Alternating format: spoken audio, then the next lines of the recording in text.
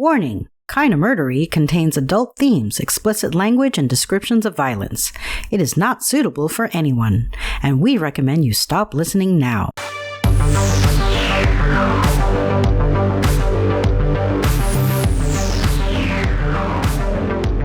True crime with a dash of the paranormal, the garish, the strange, and the darkly comic. I'm Zevin Odelberg, host of Kinda Murdery, a podcast that's about more than just murder. It's my very own pocket dimension, home to a curated collection of bizarre and compelling stories. The unsolved, the unsettling, and the unbelievable. I cover it all, just so long as it's kinda murdery. Hey everybody, I'm glad you're here. Just like it says in the intro, I am Zevin Odelberg, and this is Kinda Murdery, and I am back with a freshly cooked episode of mysterious true crime and murder. And if that sounds tasty to you, then get ready for a story of murder, sex, and gambling, of old school gentlemen and older school philandering. That's right, please join me as we uncover what truths we can and solve what mysteries we may. Kinda Murderies, Gentleman, Cad, Card Shark, the mysterious death of Joe Bowne Elwell. Side note, that's a giggle-inducing name for a coxman, wouldn't you say, Joe Bowne Elwell? But I digress. The story starts now.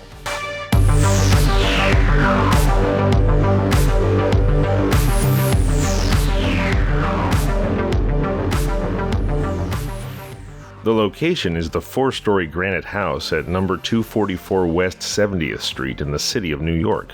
The time is 35 minutes past 8 o'clock in the morning on Friday, June 11th, 1920. Mrs. Marie Larsen, a housekeeper known for her punctuality and meticulous nature, stepped into the grand home. The cool morning air hung heavy with anticipation as she made her way through the dimly lit hallway. Miss Larsen's footsteps echoed on the marble floor as she approached the study, a place where her employer, Joseph Bowne Elwell, often spent his mornings. Elwell, a well-known bridge expert and a figure of intrigue in social circles, had a reputation that drew curiosity and sometimes envy. As she neared the study, the door was slightly ajar, an unusual detail that piqued her interest.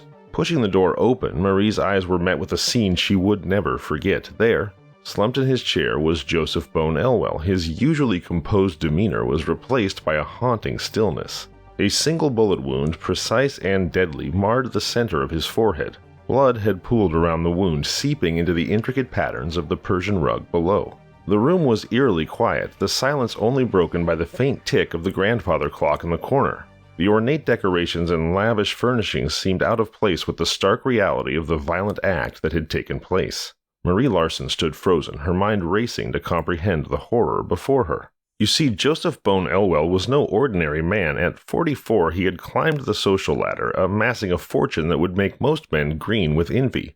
With just his sharp mind, impeccable taste, and the gentlemanly manners his mother instilled in him, he built an empire. By the time the bullet, a .45 caliber ACP, that's automatic Colt pistol, found its mark, Elwell owned $500,000 in real estate, $100,000 in personal property, a stable of 20 thoroughbreds racing at Latonia, a yacht in Palm Beach for the winter, 5 automobiles, and the swanky house on 70th Street. He didn't get there through sheer luck. Elwell was a master at the card table, playing bridge for $10 a point and once pocketing 30 grand in a single game. Yet his friends insisted he wasn't a professional gambler. Playing with him was a pleasure, they said. Losing to him was worth it. He had a cool passion for bridge, a philosophy about the game, you see. Money didn't seem to matter to him, whether he was winning or losing. He was mostly winning, of course. Gambling wasn't his weakness, it was his game, and he played it like a maestro, until the day that someone played him.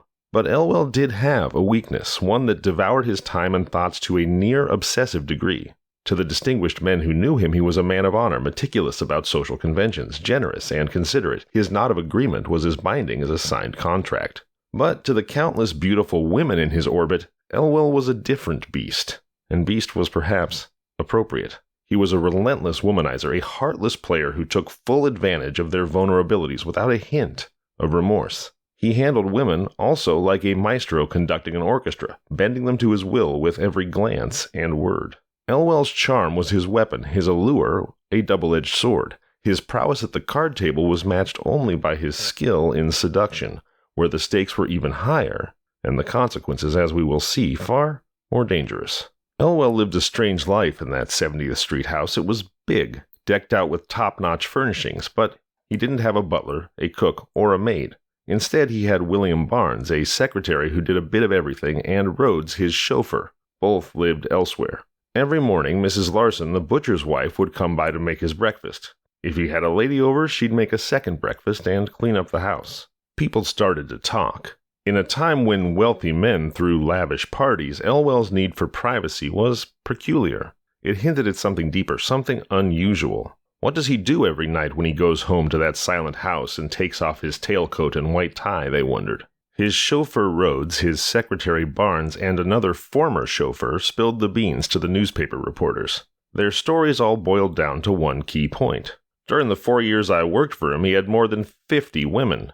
Most of them were high-class dames, and I got the idea that they were mostly married to somebody else. But I never knew their names. He was careful about that. He'd tell me to go to some street intersection or restaurant and then roll up the glass to cut me off from the back of the car. A dame would be waiting, she'd get in, and I couldn't hear a word they said, even if I wanted to. When we got to the 70th Street house, he'd take the lady inside, wave me off, and I'd put the car in the garage and head home. There were 7 women to my knowledge who had a key to the house, said Rhodes. I think there were 12, but 7 for sure. I don't know when they used to use the keys because I was never around the place at night. When he went out at night, he took taxicabs. But even all this blue blood didn't seem enough for him. Many a time we'd be driving along the street and some woman on the sidewalk would catch his eye. He'd signal me to pull over. He'd always greet the dame with, "Why, I haven't seen you since Palm Beach," or something like that. If the woman looked insulted, he'd apologize for the mistake, but you'd be surprised how many of them didn't act insulted at all. Elwell had started out in a respectable and moderately prosperous family in New Jersey. By 25, he was on a steady climb to the top of a Brooklyn hardware firm. He'd done well enough to join a small but socially correct club, and it was there that he discovered bridge whist. The game fascinated him completely. He devoted his mind to it, and by the time he was 30, he was the leading bridge expert in the country. He had 2 published books on the subject, with 11 more on the way. Elwell was a key figure in the New York Whist Club and a founder of the Studio Club, an exclusive group limited to 20 influential men. His rise was rapid, his success undeniable, and his passion for bridge unquenchable. Elwell got married and they had a son, but by 1916, Mrs. Elwell had reached her limit with a man who attracted women like bees to honey. She got a legal separation, but didn't go for a full divorce. On New Year's Day of the year he died, Elwell had Rhodes drive him to Palm Beach. His Florida trip was uneventful, with nothing to hint at his violent end. Late in May, he sent Rhodes back to New York with the car, and a few days later he took the train himself. After his death, rumors spread. They said he went to see his wife right after getting back from Palm Beach, asking her for a divorce because he wanted to marry again. She supposedly refused. But Mrs. Elwell denied this. She claimed that she wanted a divorce at the time of their separation, but Elwell preferred to stay married to shield himself from getting too deep with other women. On the night of June 10th, 13 hours before the fatal shot, Elwell showed up at a dinner party at the Ritz-Carlton Hotel. The hosts, Mr. and Mrs. Walter Lewison. Among the guests, Octavio Figueroa, a journalist from Buenos Aires, and Viola Kraus, Mr. Lewison's sister. Viola was the guest of honor. 3 months earlier, she'd won an interlocutory decree of divorce from her husband, Victor von Schlegel, in White Plains. That night, the decree became final. The party was to celebrate. But things took a turn. As the Lewison party settled into their chairs and waiters bustled around, hearty laughter erupted from a nearby table. They turned and saw the newly divorced former husband von Schlegel looking merry with a beautiful young woman dressed all in black. When coffee and brandy were finished, the Lewison party took the elevator to the roof to dance. Von Schlegel and his young lady joined them in the same elevator. As the car ascended, von Schlegel's companion remarked, "It seems we just can't keep away from each other." No one responded. A bit later on the roof, Elwell and Viola Kraus were dancing a waltz. Von Schlegel and his partner drifted close. Von Schlegel said, "Hello, Joe." Viola Kraus, von Schlegel, and the woman in black all claimed Elwell smiled and returned the greeting. Walter Lewison saw it differently. "Well, I was seated at the table watching everything closely," he said.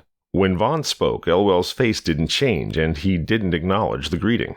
At about 10 o'clock, von Schlegel and his young lady left. Around half an hour later, Elwell headed out ahead of the others to the New Amsterdam Theater to get tickets for the Ziegfeld Midnight Frolics. When the rest of the party arrived, he was there, tickets in hand.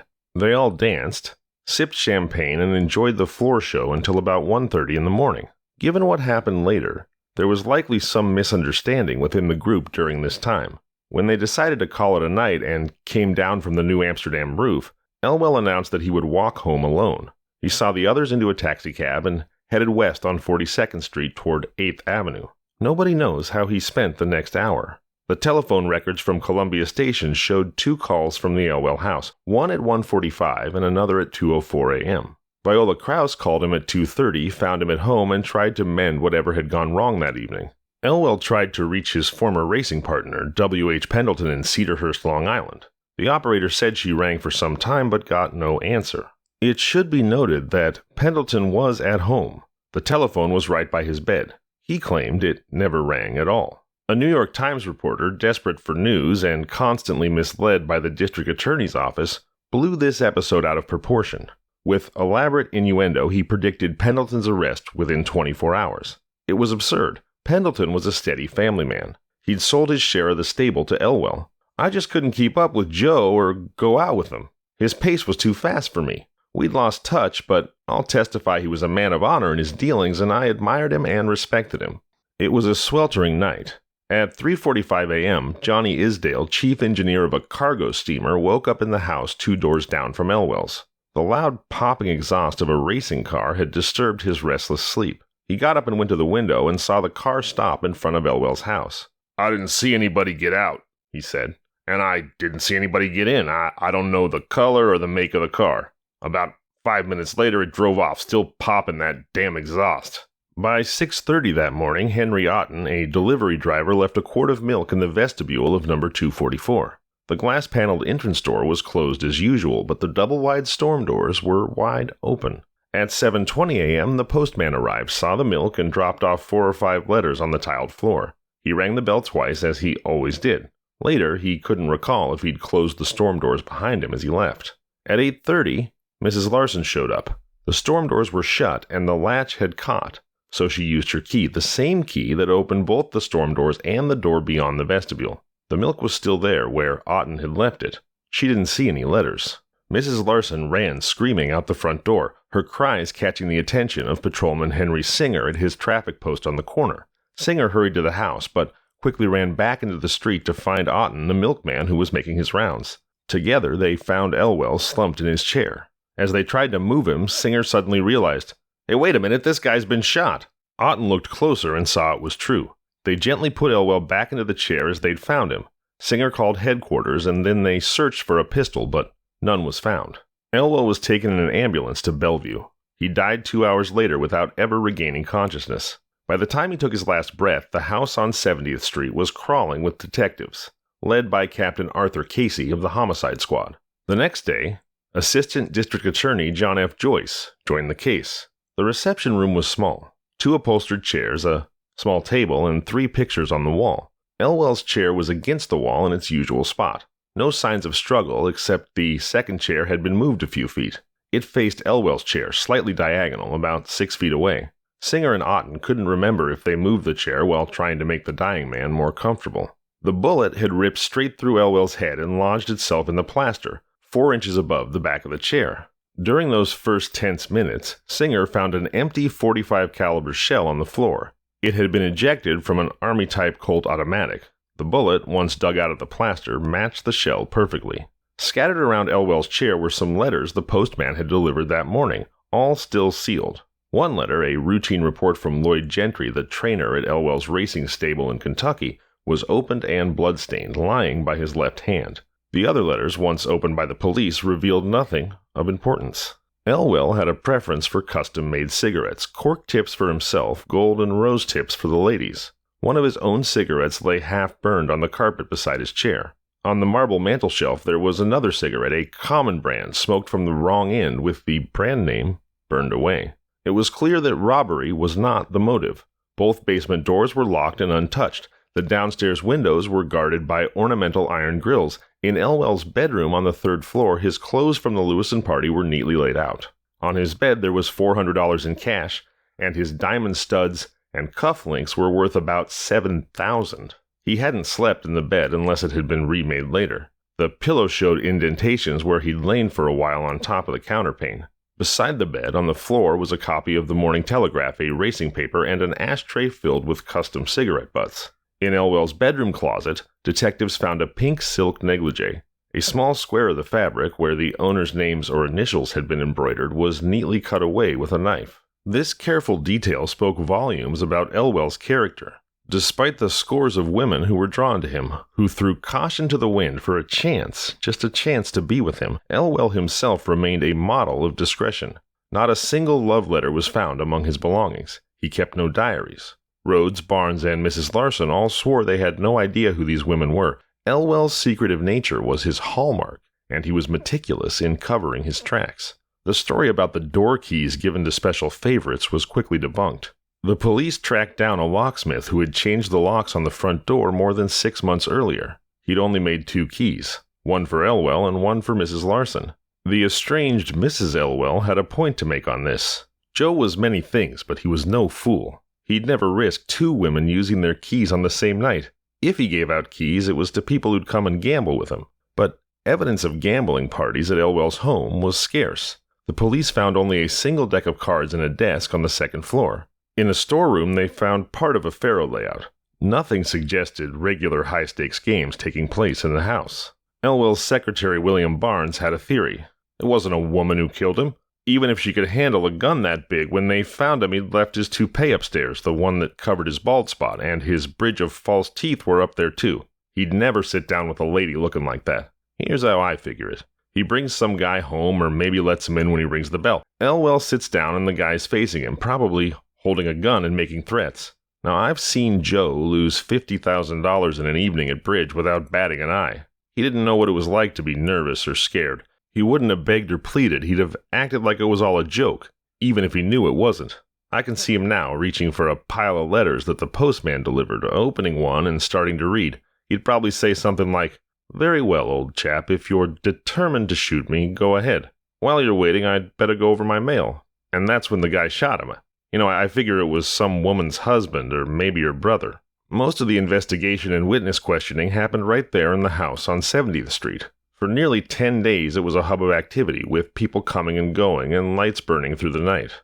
Dr. Charles Norris, the medical examiner, released his report stating, "The medical evidence supports the factual evidence, indicating that Elwell was shot sometime between the mail delivery and Mrs. Larsen's arrival. It seems clear that he was shot 10 to 15 minutes before Mrs. Larsen got to the house. The powder marks around the bullet wound form a circle 3 inches in diameter. Tests with a similar weapon showed the muzzle was held no more than 3 feet from his forehead, likely less than a foot. Even if the weapon was in the room and someone hid it before the detectives arrived, it would be awkward and unusual for a man to shoot himself directly in the center of the head.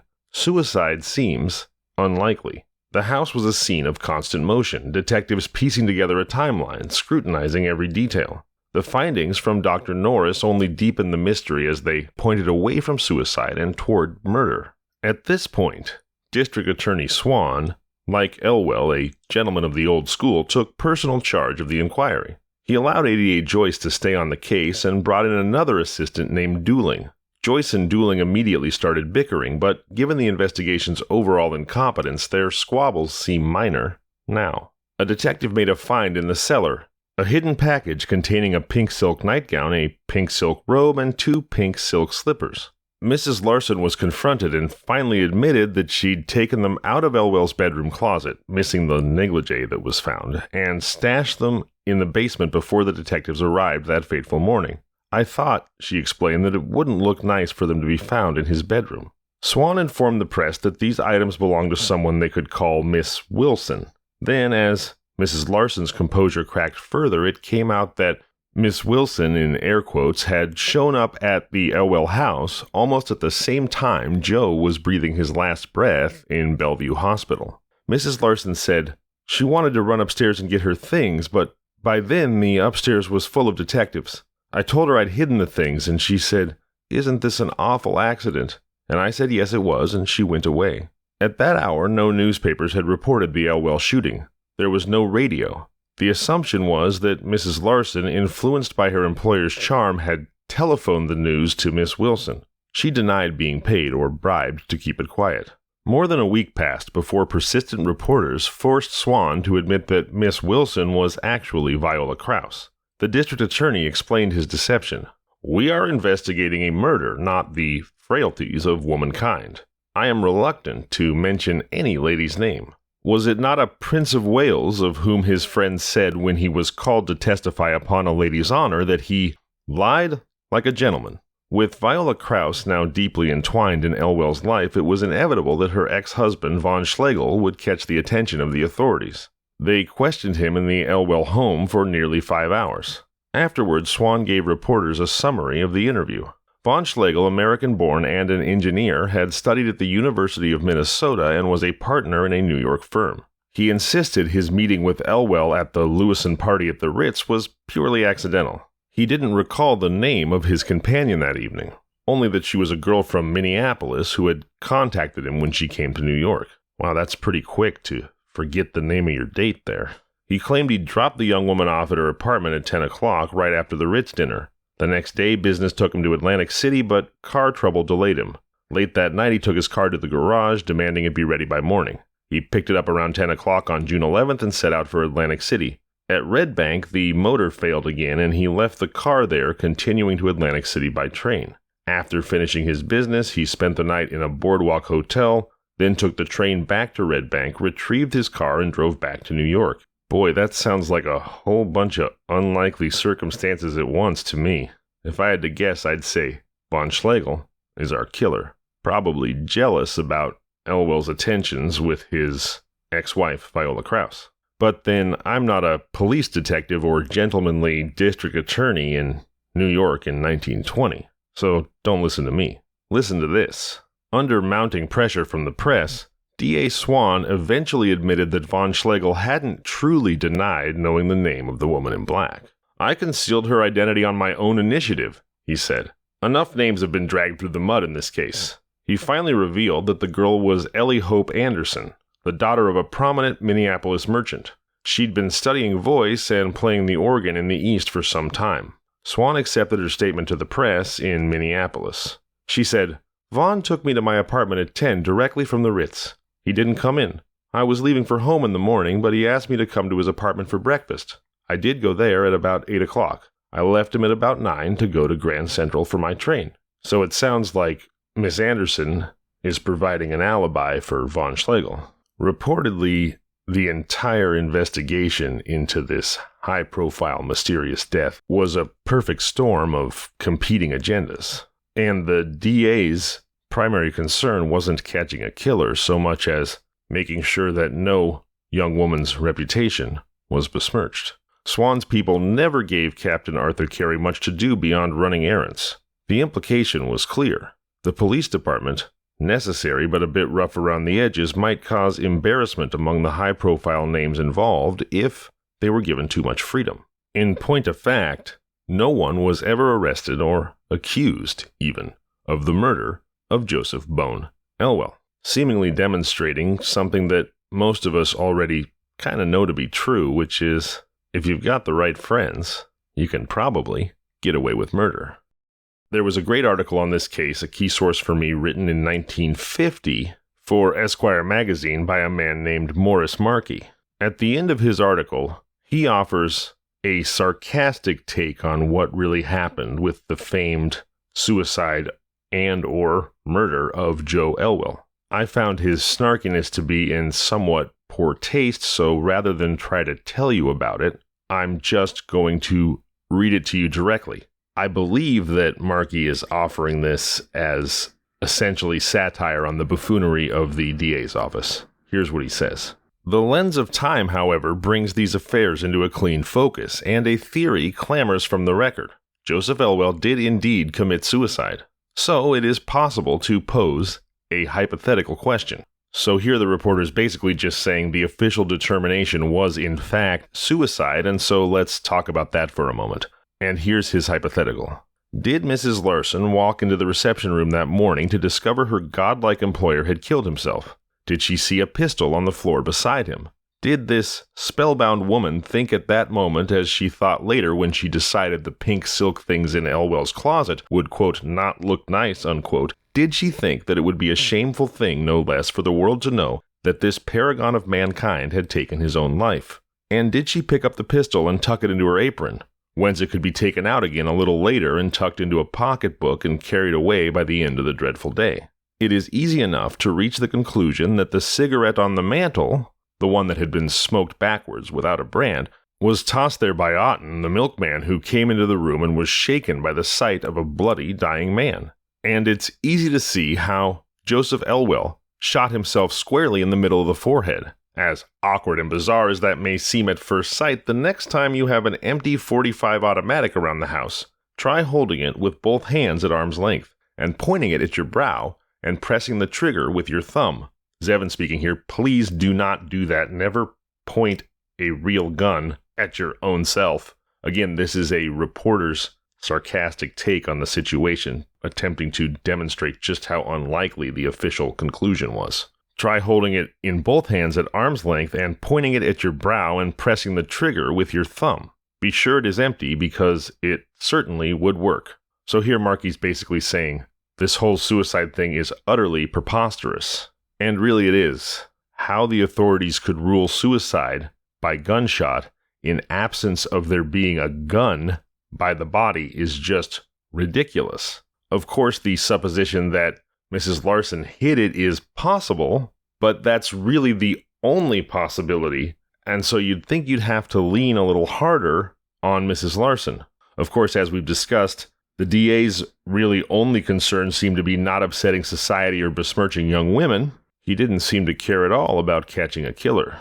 And while reporters at the time seemed to ascribe this to his gentlemanly nature, I can't help but wonder, did the DA have his own connection to one of Elwell's paramours? Was he not so much protecting the lily-white reputations of young maidens as he was protecting himself? Did he hamstring the police to keep himself out of the hoosegow, to keep himself away from the hangman's noose? Is it possible that it was none other than D.A. Arthur Swan who fired the bullet that killed Gentleman, Cad, Card Shark, Joseph Elwell? I'm Zevin Odelberg, and this has been Kinda Murdery. See you next Thursday.